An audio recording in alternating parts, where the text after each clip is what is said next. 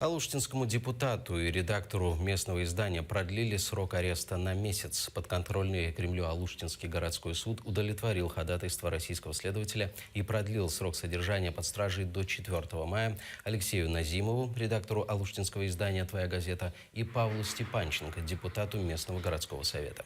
Оба подсудимых объявили о прекращении голодовки, которая длится с 25 марта. Алексея Назимова и Степанченко задержали в прошлом году, 4 октября, с подозрением в коммерческом подкупе и посредничестве. По версии следствия, Назимов требовал деньги у представителя алуштинской организации «Единая Россия» за неразглашение сведений, порочащих членов этой партии. Они уговаривали мне критические статьи не писать, уговаривали писать про «Единую Россию».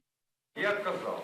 Единственный на компромисс, который мы согласились пойти, потому что давление было с их стороны довольно серьезное, это в своих критических статьях не упоминать о «Единой России» и принадлежность наших руководителей города к данной партии.